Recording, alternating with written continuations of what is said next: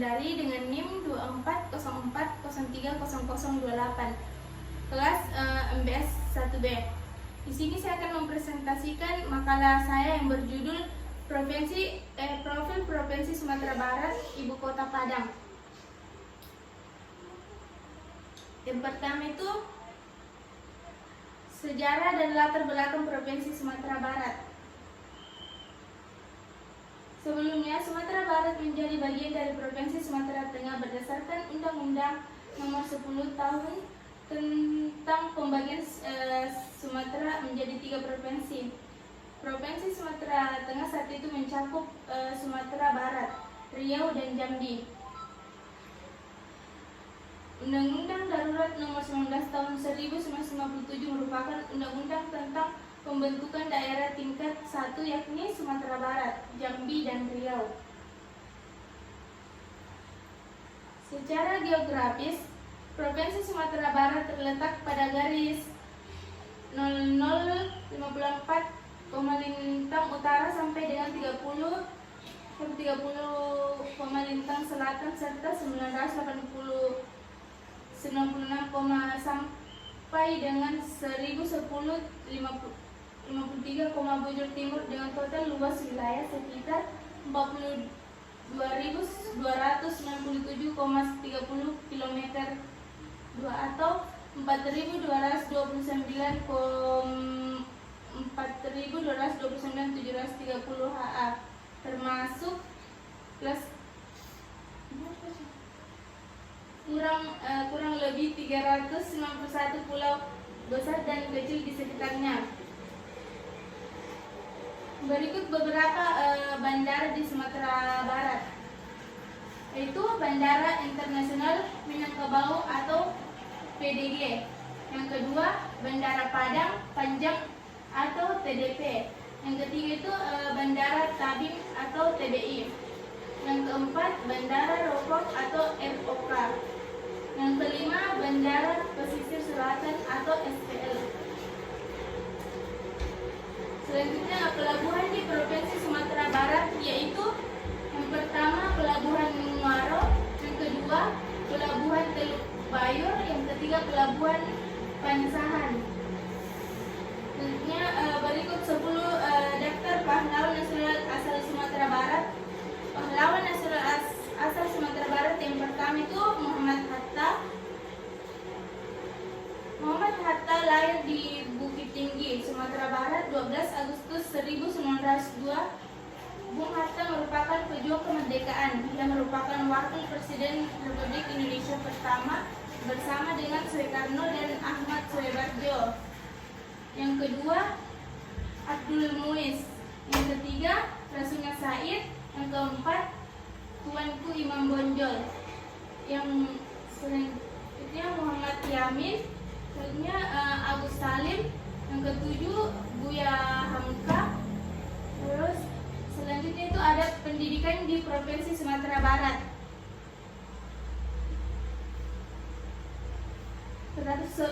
Daftar 10 universitas terbaik di Sumatera Barat yaitu sebagai berikut. Yang pertama, Universitas Negeri Padang, peringkat nasional 30. Yang kedua, Universitas Andalas, peringkat nasional 40. Yang ketiga, Universitas Bung Hatta, peringkat nasional 192. Yang keempat, Universitas Islam Negeri Imam Bonjol, peringkat nasional 193. Yang kelima, Universitas Putra Indonesia atau YPTK Padang, peringkat nasional 256. Yang keenam, Institut Seni Indonesia Padang Panjang, peringkat nasional 268. Yang ketujuh, Universitas Muhammadiyah Sumatera Barat, peringkat nasional 273. Yang kedelapan, Universitas Baitur Rahmah, peringkat nasional 326. Yang kesembilan, Universitas yang ke-9, Universitas Akasati, peringkat nasional 341. Yang ke-10, Universitas Dharma Andalas, peringkat nasional 349. Selanjutnya itu ada kuliner di Provinsi Sumatera Barat. Makanan khas Sumatera Barat terfavorit yang wajib kamu coba saat berkunjung ke wilayah barat Pulau Sumatera ini. Yang pertama itu lele asak, yang kedua gulai ikan hiu, yang ketiga sate daguang-daguang, yang kelima samba asam kapalo lauk, yang keenam nasi kabaka, yang ketujuh asam penyet lapua, yang kedelapan galamai, yang kesembilan ale-ale apam, yang kesepuluh rendang paku, yang kesebelas asam durian, yang kedua-belas mangkuak timpuruang, yang ke-13 kue basung. Selanjutnya itu ada pun pariwisata di Provinsi Sumatera Barat. Yang pertama itu objek wisata, terdapat Pantai Corocok Painan.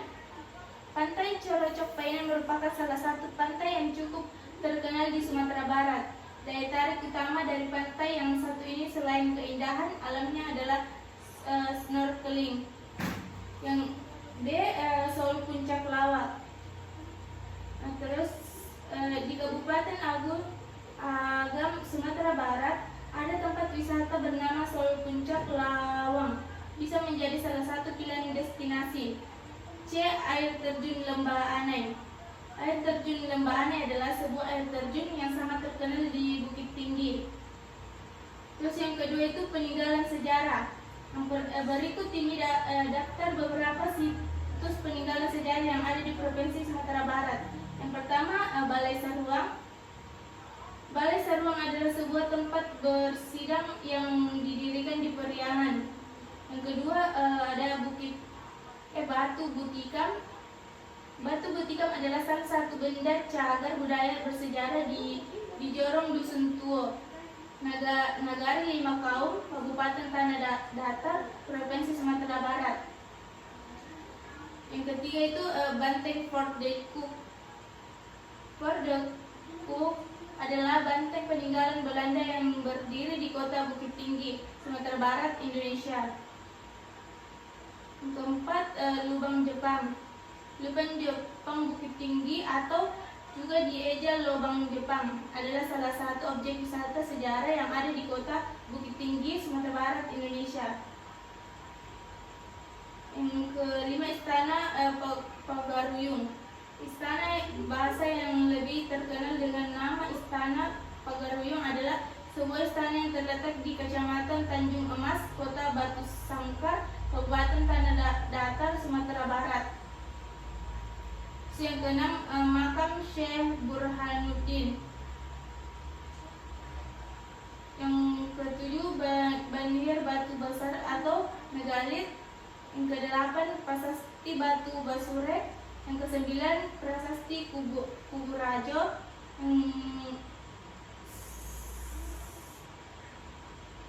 Selanjutnya itu yang nomor 3, industri dan pertambangan. A, tambang batu kapur Indarung atau penopang industri semen nasional. Terletak di Indarung dekat Kota Padang, tambang batu kapur ini menjadi tulang punggung PT Semen Padang. B, tambang batu bara Sawah Lunto atau warisan tambang tertua. Meskipun berlokasi di Sawah Lunto, tambang batu bara Ombilin secara historis sangat erat kaitannya dengan Padang. C, tambang pasir besi Pantai Air Manis, potensi logam berkualitas tinggi. Di kawasan Pantai Air Manis, tambang pasir besi menjadi sorotan meskipun tidak sebesar tambang batu kapur atau batu bara.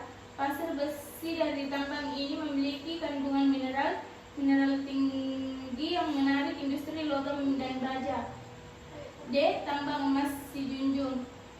Kilauan ekonomi dan sumber daya alam. Tambang emas di Sijunjung merupakan salah satu tambang emas terbesar di Sumatera Barat. Selanjutnya ada seni dan budaya di Provinsi Sumatera Barat. Yang pertama, tarian tradisional, yaitu A, tari lilin. Tari adat Sumatera Barat ini tentunya akan dilakukan dengan properti piring kecil beserta lilin menyala di atasnya sebagai properti menari. B. Tari randai.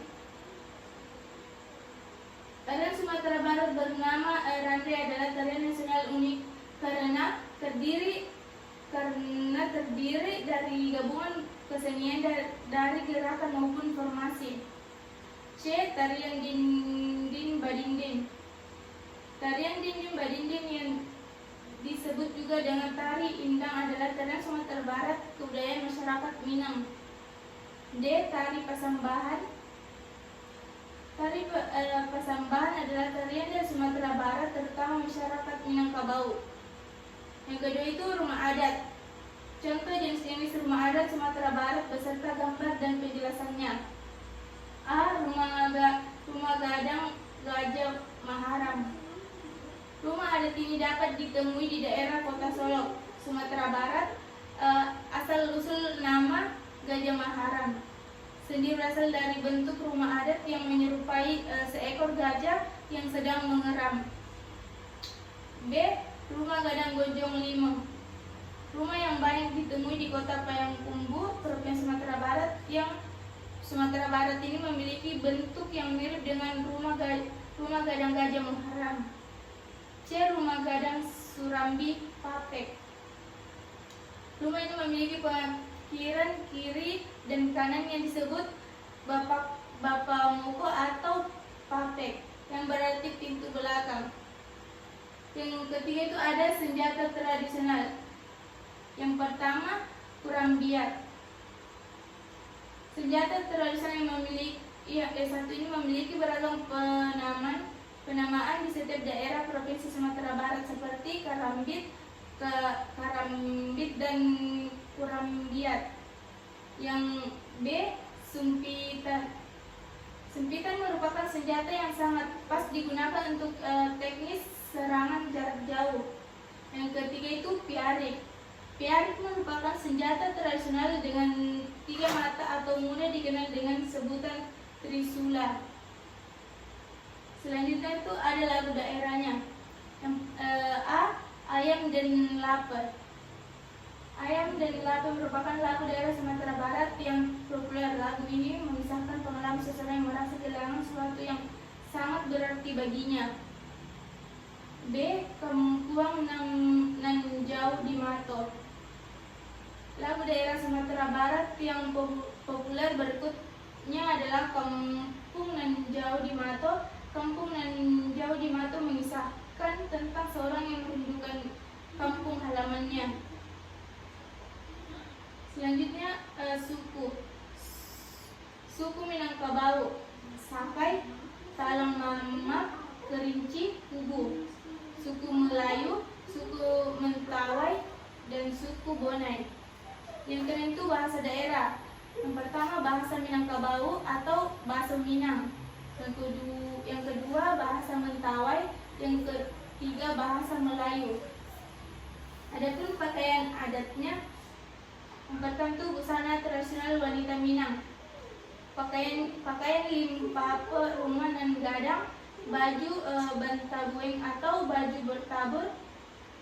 Ketiga minsie. Yang keempat tingkuluak atau tengkuluk. Dan terakhir pelaminan. Adapun busana tradisional pria Minang.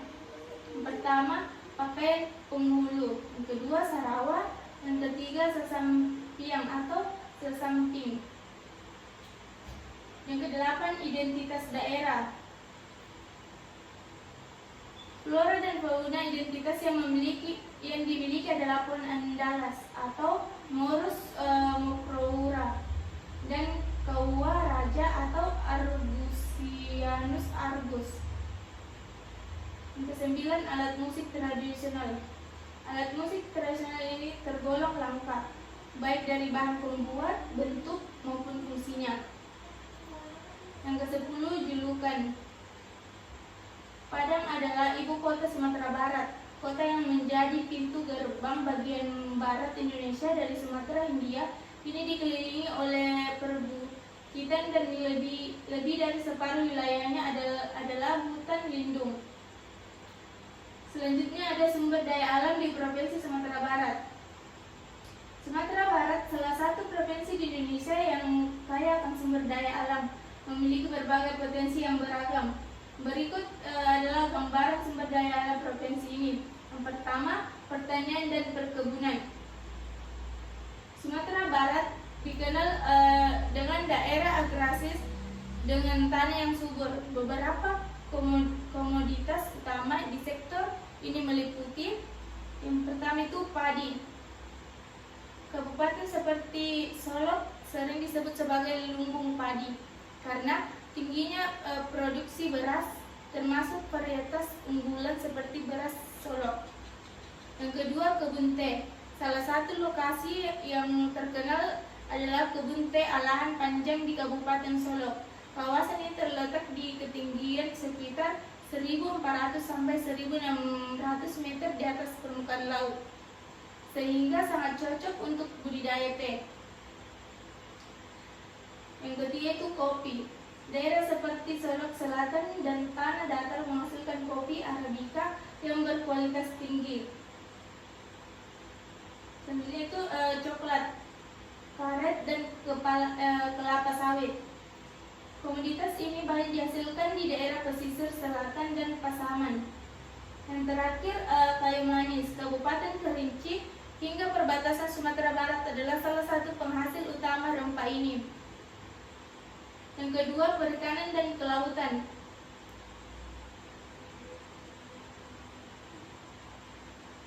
Letak geografis Sumatera Barat yang berbatasan langsung dengan Samudra Hindia memberikan potensi besar dalam sektor perikanan. Daerah seperti Periaman dan pesisir selatan dikenal sebagai pusat produksi ikan laut, udang, dan rumput laut. Perairannya juga kaya akan potensi wisata bahari seperti Pulau Mentawai. Yang ketiga itu kehutanan. Sumatera Barat memiliki hutan tropis yang luas dan kaya akan flora dan fauna. Hutan ini menjadi sumber kayu, rotan, dan madu hutan sekaligus area konservasi. Beberapa taman nasional seperti Taman Nasional Kerinci Sebelat berperan penting dalam menjaga keanekaragaman hayati. Ya, keempat itu pertambangan. Sumber daya mineral di Sumatera Barat juga melimpah, termasuk batu bara. Ditemukan di daerah Sawah Lunto yang sejak masa kolonial Belanda menjadi kota tambang. Yang kedua, emas. Tambang emas banyak terdapat di Kabupaten Solok Selatan dan Pasaman. Yang ketiga, batu gamping dan andesit digunakan untuk bahan bangunan dari industri tersedia di banyak daerah. Yang kelima itu energi panas bumi. Dengan kondisi geologi yang memiliki banyak gunung api, Sumatera Barat kaya akan potensi panas bumi. Salah satu proyek besar energi panas bumi terletak di Solok Selatan, atau proyek PLTP, proyek PLTP Geothermal Muara Labo. Yang keenam itu wisata alam. Meski bukan sumber daya yang bisa diekstraksi, potensi alam Sumatera Barat seperti Danau Singkarak, Danau Maninjau, Ngarai Siano, dan kawasan Mentawai memberikan nilai ekonomi besar melalui sektor pariwisata. Selanjutnya itu ada karakter masyarakat di Sumatera Barat. Karakter masyarakat di Sumatera Barat sangat dipengaruhi oleh adat istiadat yang kental, terutama falsafah atau adat Basandi Syarak, Syarat Basandi Kitabullah atau ABS sampai SBK, yang artinya adat bersendikan syariat Islam, dan syariat Islam bersumber dari Al-Quran. Berikut beberapa karakter utama yang mencerminkan masyarakat di Sumatera Barat. Yang pertama, religius.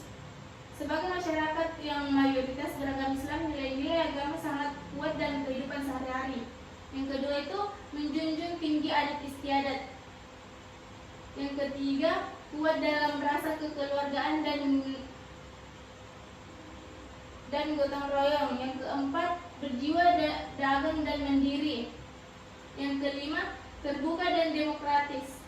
Yang keenam, seni dan budaya yang tinggi. Yang ketujuh, kuat memegang prinsip dan harga diri. Selanjutnya ada karakter budaya yang bisa dijadikan teladan. Yang pertama, musyawarah dalam pengambilan keputusan. Yang kedua, gotong royong. Yang ketiga, menjunjung tinggi harga diri dan kehormatan. Yang keempat, kemandirian dan semangat merantau. Yang kelima, menjaga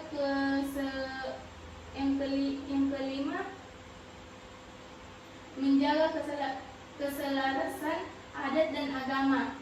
Yang keenam, pendidikan sebagai pilar utama. Yang ketujuh, kreativitas dalam seni dan budaya. Yang kedelapan, sikap saling menghormati. Kesimpulannya itu, Provinsi Sumatera Barat memiliki sejarah yang kaya, dimulai dari pembentukan sebagai bagian dari Provinsi Sumatera Tengah hingga menjadi provinsi yang mandiri dengan ibu kota Padang. Terdapat jumlah universitas yang berperan penting dalam pengembangan pendidikan di daerah ini, dengan Universitas Negeri Padang sebagai salah satu terkemuka. Kebudayaan kuliner Sumatera Barat sangat beragam, menawarkan berbagai makanan khas yang unik dan lezat, seperti rendang dan gulai.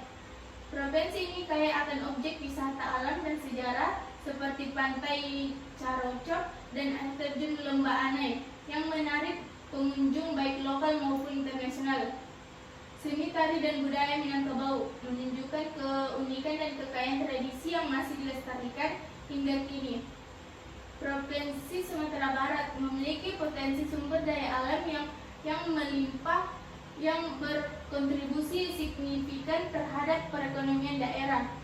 Masyarakat Sumatera Barat dikenal dengan kerahmatan, kekeluargaan, dan budaya masyarakat yang menjadi teladan dalam kehidupan sehari-hari.